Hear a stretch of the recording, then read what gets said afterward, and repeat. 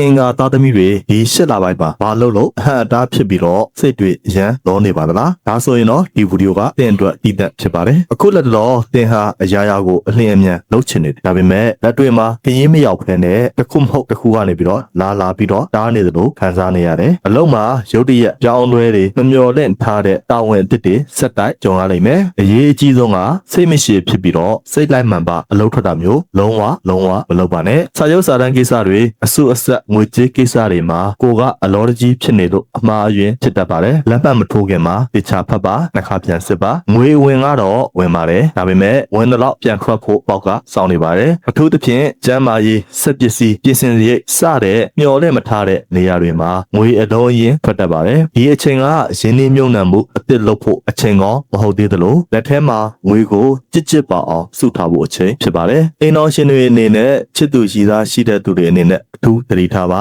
ကိုယ့်ရဲ့စိတ်ညံမှုဒေါသထွက်လွှဲမှုတွေကြောင့်မို့လို့ပြဿနာတိတိလေးကနေပြီးတော့အကြီးကြီးဖြစ်သွားတတ်ပါတယ်ဒီလာထဲမှာငါမှန်တယ်ဆိုတဲ့အတ္တကိုခဏဘေးဖယ်ထားပြီးတော့အတက်နိုင်ဆုံးလျှော့ပေးလိုက်တာကကောင်းဆုံးပါပဲဒီလာထဲမှာသင်ဟာအလုပ်ဖိအားတွေကြောင့်မို့လို့စိတ်ပြည့်စည်မှုတွေအရန်ညားနေလိမ့်မယ်ညာဘက်အိမ်မပြောတာခေါင်းခဏကြိုက်တာတွေဇက်တိုက်ချက်လာနိုင်ပါတယ်ပြီးတော့အင်္ဂါဂျူရဲ့သဘောတဘာဝအရသွာလာလှုပ်ရှားတဲ့အခါမှာအလောတကြီးလောက်တက်လို့မို့မလိုလားအပ်ဖန်နဲ့အက်ဆီဒန့်ဖြစ်တာတွေထိခိုက်ရှာနာဖြစ်တာတွေဒူသတိထားဖို့လိုပါတယ်ဘာလို့ရှေ့ဖြည်းမှန်ပဲလုပ်ပါဒီအစင်မပြေမှုတွေကိုကြော်လာဖို့အတွက်အရေးကြီးတဲ့ကိစ္စတွေမှာအနက်နဲ့အပြအရင်ရောင်ကိုလုံးဝ